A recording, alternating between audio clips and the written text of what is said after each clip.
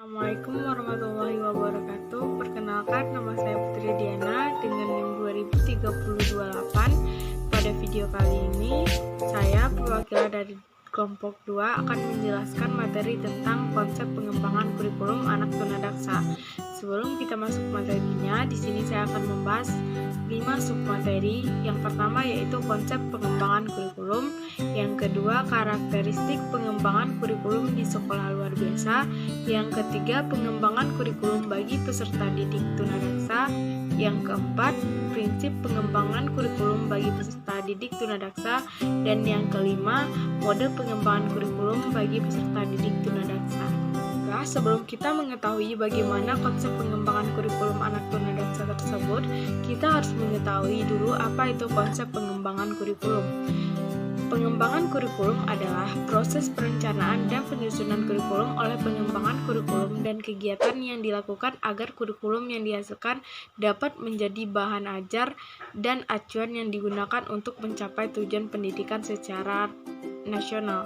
Pengembangan kurikulum tidak dapat lepas dari berbagai aspek yang mempengaruhinya, seperti cara berpikir, sistem nilai yaitu moral, keagamaan, politik, budaya dan sosial, proses pengembangan, kebutuhan peserta didik, kebutuhan masyarakat, maupun arah program pendidikan.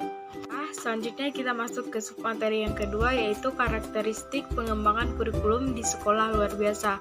Adapun beberapa karakteristik diantaranya yaitu yang pertama, pengembangan kurikulum bagi anak tunadaksa yang tidak memiliki hambatan intelektual dapat disamakan dengan kurikulum reguler.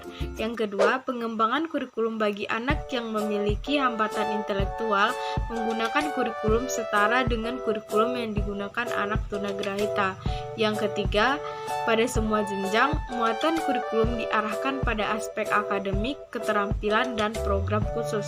Yang keempat, tim dari sekolah harus memotivasi peserta didik yang memungkinkan untuk lanjut ke sekolah inklusi. Dan yang terakhir, muatan kurikulum sudah spesifik dirancang untuk peserta didik tunadaksa berat. Kita masuk ke submateri yang ketiga yaitu pengembangan kurikulum bagi peserta didik tunadaksa. Pendidikan bagi peserta didik tunadaksa jenjang pendidikan dasar diselenggarakan melalui satuan pendidikan khusus atau reguler.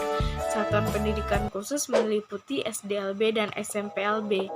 Peserta didik berkebutuhan khusus baik yang tanpa hambatan maupun memiliki hambatan dapat dilayani di sekolah reguler atau sekolah inklusi. Hanya saja peserta didik berkebutuhan khusus yang tanpa hambatan dilayani di kelas inklusi, sedangkan yang memiliki hambatan dilayani di kelas khusus. Selanjutnya materi yang keempat yaitu prinsip pengembangan kurikulum bagi peserta didik tunadaksa. Prinsip-prinsip yang akan digunakan dalam kegiatan pengembangan kurikulum pada dasarnya merupakan kaidah-kaidah atau hukum yang akan menjiwai suatu kurikulum, yaitu sebagai berikut. Yang pertama ada prinsip relevansi, yang kedua prinsip fleksibilitas, yang ketiga prinsip kontinuitas, yang keempat prinsip efektivitas, yang kelima prinsip efisiensi, yang keenam prinsip berorientasi, yang ketujuh prinsip dan model pengembangan, yang kedelapan prinsip keseimbangan, kesembilan prinsip keterpaduan, dan yang terakhir prinsip mutu. Materi terakhir yaitu model pengembangan kurikulum bagi peserta didik tunadaksa. Ada beberapa model pengembangan kurikulum yaitu sebagai berikut. Yang pertama, model kurikulum reguler penuh. Yang kedua, model kurikulum reguler dan modifikasi. Yang ketiga, model kurikulum PPI. Yang keempat, model kurikulum duplikasi.